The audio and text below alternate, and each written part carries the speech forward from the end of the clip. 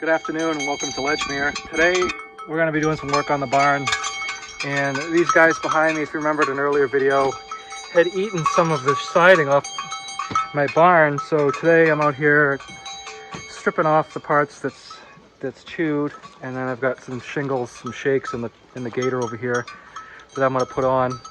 And the only reason I'm doing this is because I already had them in the barn. I didn't go out and buy new ones with the price of everything right now. But I got sick of looking at it. So right now I'm just stripping the broken ones out, probably up to about right here, and then I'll piece in the holes, and we'll go from there. But I'm working with my crew, and they're just a nosy lot. They'll probably knock the camera over before I'm done. And actually, the part I hate the most about doing one of these projects is that I gotta tear a bunch of stuff out first before I can even start on the fun part, if you want to call it that. And this barn was built in 1939. I replaced the one that burned in 38. And so these shakes on the side have been here since 1939. And they're paper thin in places. They're just no good. They're really worn out on the bottom. But I have to like reach up in behind and grab the little nails that are holding it. And dude, not a scratching post.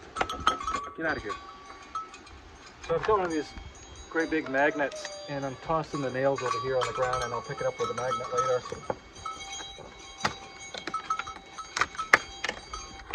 But the hardest part, he's gonna knock the camera over. Get out of here. Get. I've never seen a nosier bunch of cows than these guys. And so I got it stripped up here.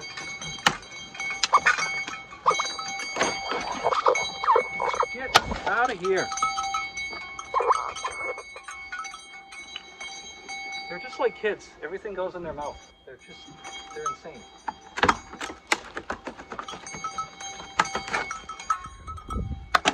And if I'm lucky, I can pop them out and slide them down without breaking more as I go up, because it's like one of those things that the more you get into it, the worse it becomes.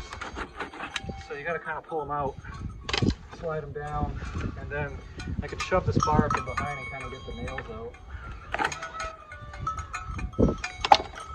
And it was I was hoping to get this done before the sun came around here, but it didn't work out. So I'm in the hot part of the day. Temperature's gone back up again.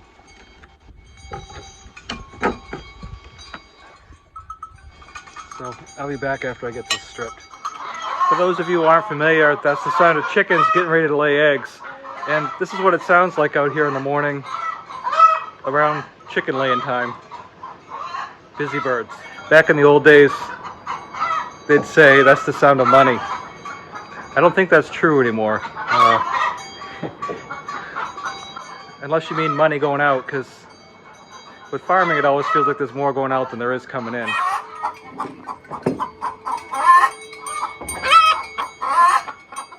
It's one of the biggest problems I have with free-range birds is that they free-range their eggs too. And even though you've trained them initially to lay in the boxes in the nest, and you can keep them in, you know, most of the day, but you've always got that late layer that you know, just is off schedule and lays them later on in the day. And then you've got this up in the hay.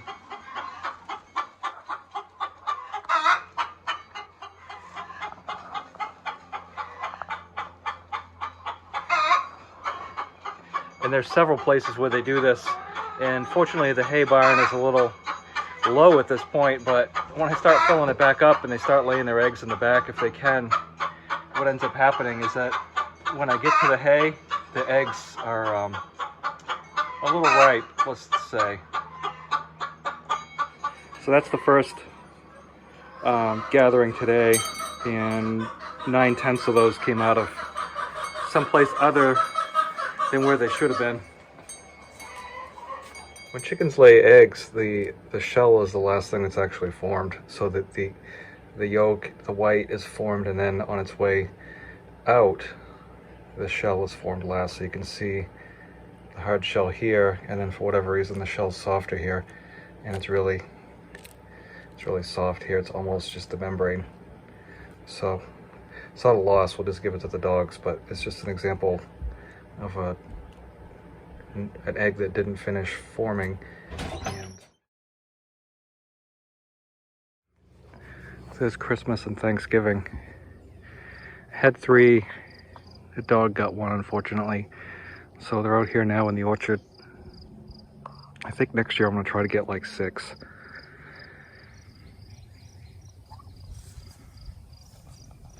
I always make it a point to come out and check the fence lines every once in a while and just make sure there's no trees on them and nothing funky's happened to it. So the fence is all knocked down there.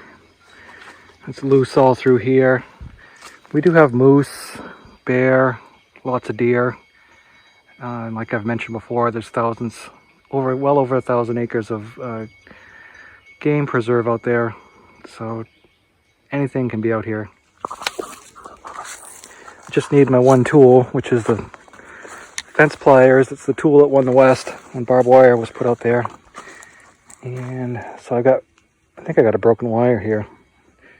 So something came through here, tore the fence all out. Check that out. There's probably a moose. I've had him walk right across the dooryard before, so fence is broken right there. So we're all back in business there, and that's done. Everything was good up that way, all the way back up to the house, and then we've got hidden meadow here. And then behind that is Gracie's meadow there, and then Pop's meadow over there. Well field is over there, and then of course the house is way back up that way.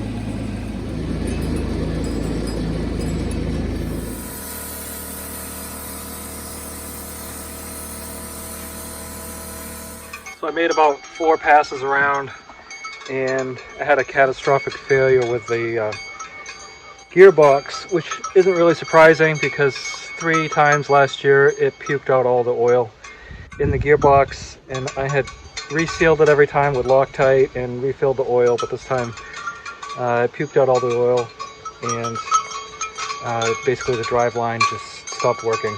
So I dropped it off at the dealer this morning. I relocated them down there because, well, let's face it, they were in my way.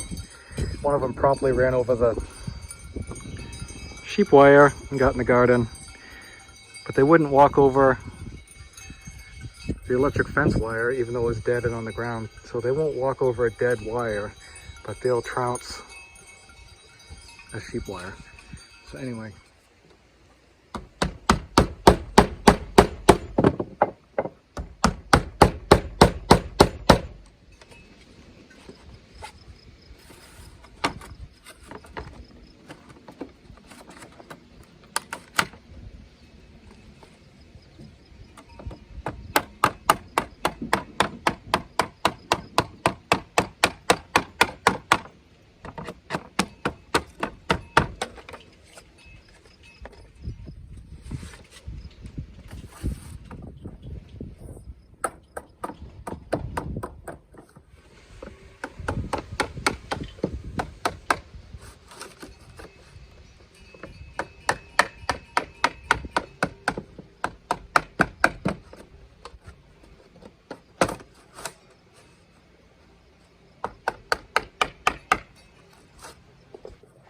So that's done. I can cross that off my list of things to do.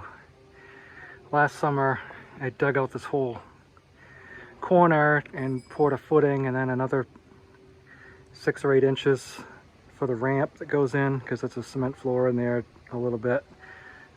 but there was still the wooden floor joist that went across. So I ripped all that wood out and replaced it with cement, and then I rebuilt that whole corner over there with new beams. I think it was 6x6 hemlock I put in there.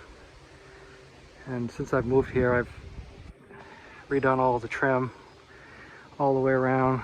I put these 2 windows in here and got the roof all screwed down. Brand new siding on the front.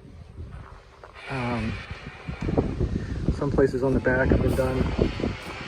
The milk house, did the cement floor for that last year.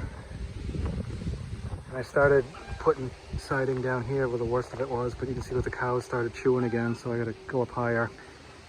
And up over the milk house, that's done. I redid the wall on the other side of the milk house. I tore every one of the sashes out of the windows on the east side of the barn. Put all new sashes in. Glazed all the panes on the windows. Painted all the trim. My great uncle, when he was here, had chickens on the 2nd floor, so he'd cut some windows in. I took all those out and boarded them up and sided over that. And then we've got stairs that go up to the 3rd floor now. We didn't used to have that. We had these ladders, so we've got a brand new set of stairs boarded up with a door. And then I've got a hole to the basement, another door there. I tore up a bunch of the floors and put Advantech down. And it's been a labor of love. And then in the basement, I've poured footings down there and put new posts in, pressure treated, and then steel and the whole deal. So it's been a labor of love with this old barn, but I can't imagine an old farm without one.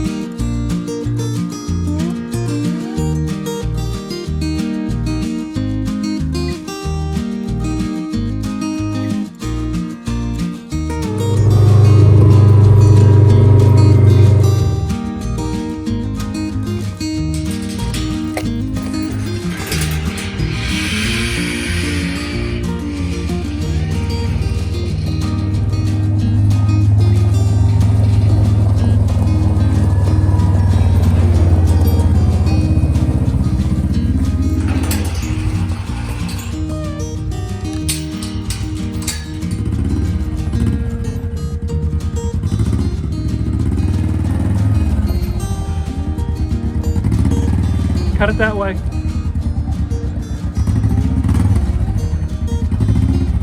Straight back. A little more. Good. So we'll just finish up getting the wood in, and I guess that's it for today. Thanks a lot for watching, and we'll talk to you next time.